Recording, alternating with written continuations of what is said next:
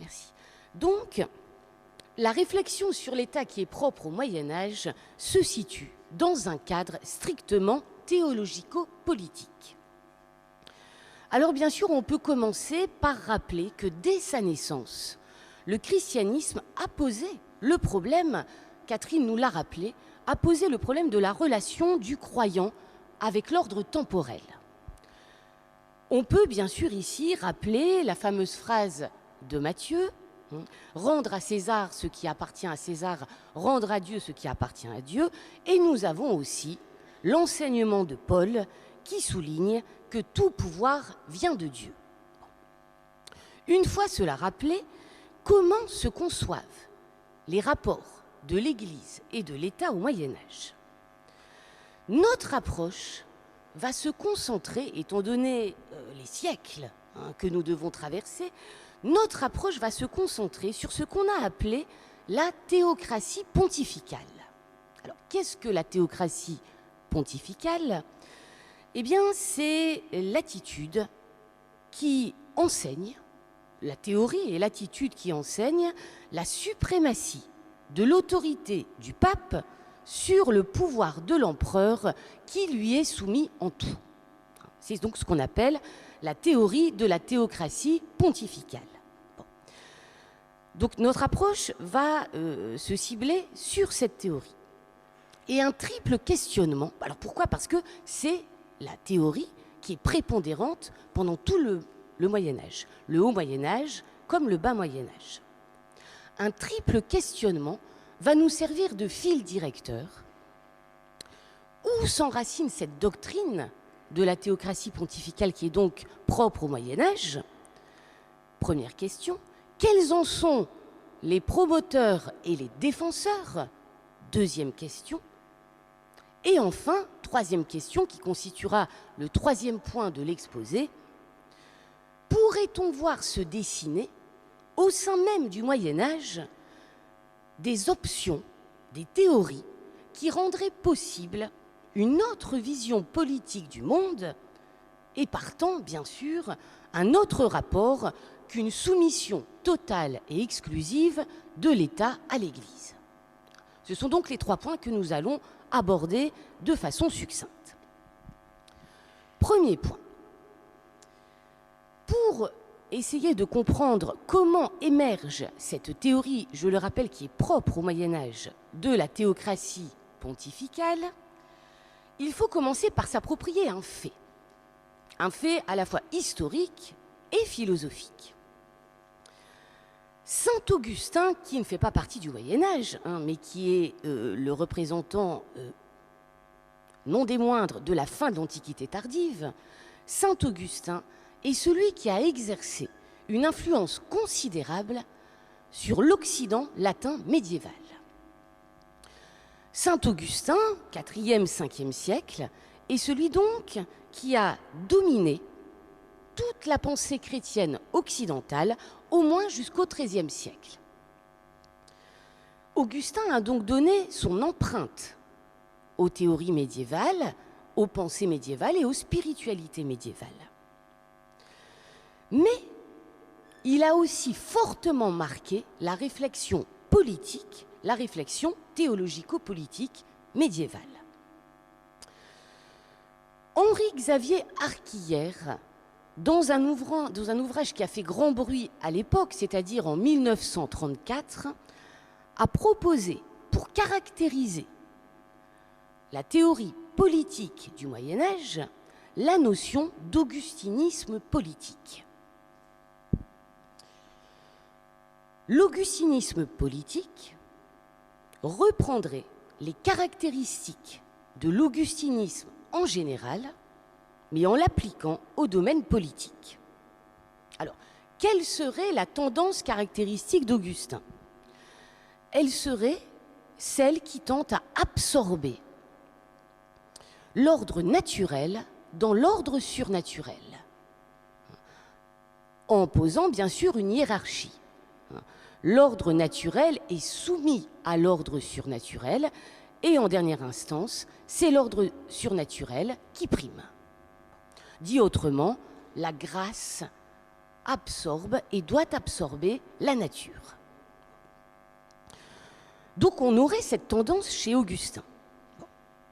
Il n'y aurait pas chez Augustin de véritable place pour l'idée d'une justice naturelle, autonome. Mais la nuance ici est de rigueur. Si cette tendance existe bien chez Augustin, les doctrines médiévales qui en sont issues et qui se sont directement inspirées d'un texte d'Augustin que nous allons voir ensemble, qui s'appelle La Cité de Dieu, donc les conceptions médiévales ont en quelque sorte surinterprété Augustin, c'est-à-dire que la conception théocratique propre au Moyen-Âge ne se trouve pas stricto sensu chez Augustin, bien sûr, mais l'augustinisme a rendu possible et a conduit certains ecclésiastiques, dès le haut Moyen-Âge, à défendre le modèle de la théocratie pontificale. C'est-à-dire que le pape est à la tête de toute la communauté, de tous les chrétiens, l'empereur et le roi y compris. Alors je rappelle très brièvement ce qu'a souligné Augustin dans son fameux texte « La Cité de Dieu ». Selon Augustin, mais vous le savez certainement, il y a deux cités, la cité terrestre et la cité céleste. Alors peut-être faut-il rappeler avant tout ce qui a poussé Augustin à développer ce thème des deux cités et à écrire ce fameux texte, La Cité de Dieu.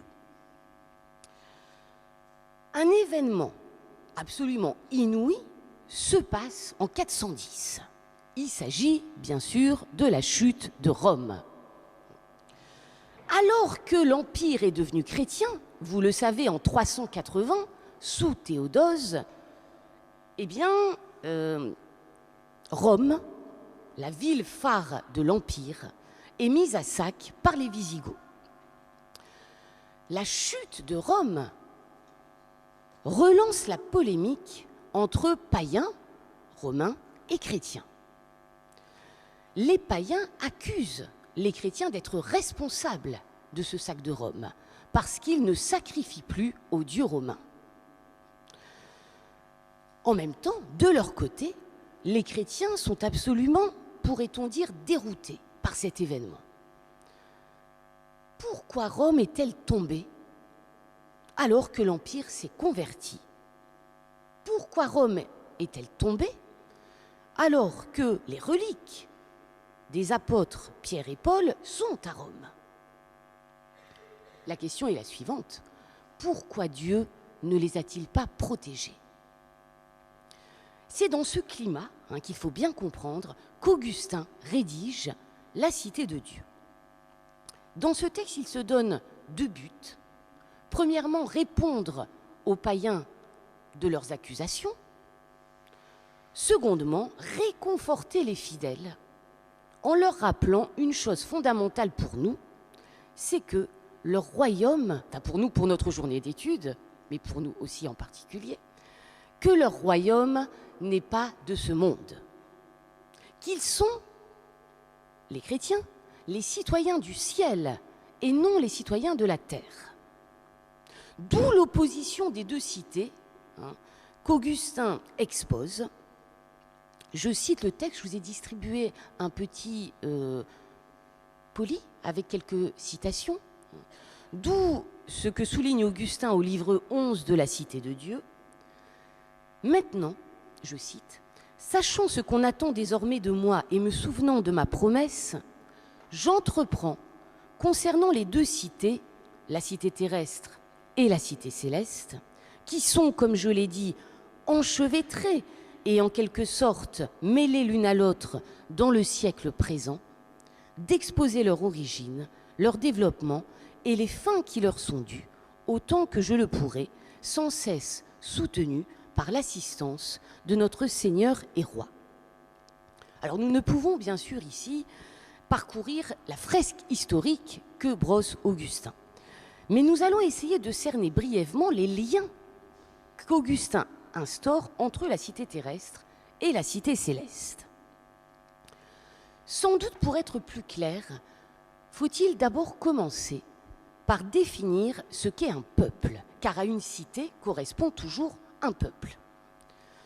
Pour Augustin, un peuple est un ensemble d'hommes qui sont unis par le désir ou l'amour d'un même objet. C'est le fait que nous désirions tous la même chose qui fonde la notion de peuple. Or, selon Augustin, les hommes ne peuvent désirer que deux choses. Les hommes ne sont capables que de deux types d'amour, ou dit autrement, ont deux volontés. Et toutes les sociétés humaines se réduiront à ces deux cités que manifestent ces deux amours, ces deux désirs ou ces deux volontés à l'œuvre. Je cite bien sûr le fameux passage que beaucoup d'entre vous, je pense, connaissent. Deux amours ont donc fait deux cités. L'amour de soi jusqu'au mépris de Dieu a fait la cité terrestre. L'amour de Dieu jusqu'au mépris de soi, la cité céleste. L'une se glorifie en elle-même, l'autre se glorifie dans le Seigneur. L'une demande sa gloire aux hommes, pour l'autre, Dieu témoin de sa conscience et sa plus grande gloire. Alors ce qu'il importe de comprendre, c'est que ces deux cités, l'une mue par l'amour de soi, la cité terrestre, l'autre mue par l'amour de Dieu, la cité céleste, sont pour Augustin des cités idéales. C'est-à-dire que ce sont des espèces de modèles régulateurs, d'idéal type, même si, d'une certaine façon, elles trouvent des incarnations historiques dans l'histoire. Mais aucune des cités existantes ici-bas ne correspond à la cité céleste et à la cité terrestre. Est-ce que ce point est clair? C'est-à-dire que nous trouvons encore une fois des figures ici-bas des deux cités, mais aucune n'est réalisée. Et c'est ce point qui est fondamental pour Augustin. Si bien que dans le temps de l'histoire, c'est-à-dire ici-bas, les deux cités sont mélangées, sachant qu'au jugement dernier, les deux cités seront séparées, et ce sera la cité céleste qui sera victorieuse. Ce sera la cité, selon les termes d'Augustin, des élus, alors que les citoyens de la cité terrestre seront damnés. J'emploie les termes augustiniens de l'époque. Bien. Il faut rappeler aussi, bien sûr, que l'existence de ces deux cités provient chez Augustin du péché originel. C'est-à-dire que dans l'état prélapsaire, les hommes sont heureux. C'est seulement après le péché originel qu'ils doivent être gouvernés, et ce sont Caïn et Abel qui sont les figures qui ont créé d'une certaine façon ces deux cités. Chaque cité développe les descendants de Caïn et Abel jusqu'au déluge qui est en fait la cause du mélange des deux cités. Alors comprenons bien, pour Augustin, en fait, la cité céleste ne sera véritablement découverte que dans l'au-delà, au moment du jugement dernier. C'est dire que l'Église qui est présente ici-bas ne correspond pas encore à cette cité céleste. Je m'explique. Augustin insiste bien sur un point, c'est que des justes, des élus, existent avant l'incarnation du Christ et avant la fondation de l'Église. Des justes, des élus existent aussi hors de l'Église. Des justes, rassurons-nous, existent aussi dans l'Église. Mais des damnés, et j'emploie le vocabulaire augustinien, j'insiste, sont aussi intégrés dans l'Église. Ce que j'essaie de vous dire, c'est qu'on ne peut pas, stricto sensu, assimiler l'Église et la cité céleste. La cité céleste, encore une fois, n'émergera, ne s'actualisera, ne montrera son véritable visage que dans la perspective eschatologique, c'est-à-dire dans l'au-delà. Or, précisément, et c'est ce point qui nous intéresse, Augustin insiste quand même, dans la cité de Dieu, sur le fait que aucune véritable justice n'est possible ici-bas. La véritable justice, celle que nous recherchons tous, sera le propre de la cité céleste. Cependant, au Moyen-Âge, les théologiens qui ont pris en charge ce texte de la cité de Dieu ont, si j'ose dire, sauté sur l'occasion, c'est-à-dire sur le fait que Augustin souligne qu'aucune justice véritable n'est possible en ce monde parce que la justice véritable vient de Dieu et est la justice de la cité céleste, non seulement pour assimiler la chrétienté à la cité céleste ici-bas, et pour montrer que seule cette cité céleste, qui a donc à sa tête le pape, peut installer et promouvoir la justice ici-bas. Donc c'est au prix d'une certaine torsion, d'une lecture particulière de saint Augustin, même s'il y a bien sûr des tendances augustiniennes qui peuvent nourrir la réflexion politique du Haut Moyen-Âge, c'est au prix d'une certaine torsion que les partisans de la théocratie pontificale ont pu, à un moment donné, en disant s'appuyer directement sur Augustin, d'où le nom d'augustinisme politique qui a été donné à cette théorie, pour fonder cette conception de la théocratie pontificale. Est-ce que c'est clair? Bien. Alors, je passe à mon deuxième point. Les tenants de l'augustinisme politique affirment donc la suprématie du pape, seul capable d'instaurer la véritable justice et chef de la cité céleste, qui est donc ici assimilée à la chrétienté, ici-bas. Les théoriciens de la théocratie pontificale font de l'Église la figure sur terre de la cité céleste. Le rôle de l'Église sera donc de faire régner la paix et la justice véritable. Et du coup, on comprend que l'Église doit se subordonner l'État. Le pouvoir politique va en subir bien sûr les conséquences durant la période médiévale. Les clercs vont donc extraire d'Augustin une doctrine qui affirme franchement le primat du spirituel sur le temporel et donc la subordination de l'État aux fins de l'Église. Alors bien sûr,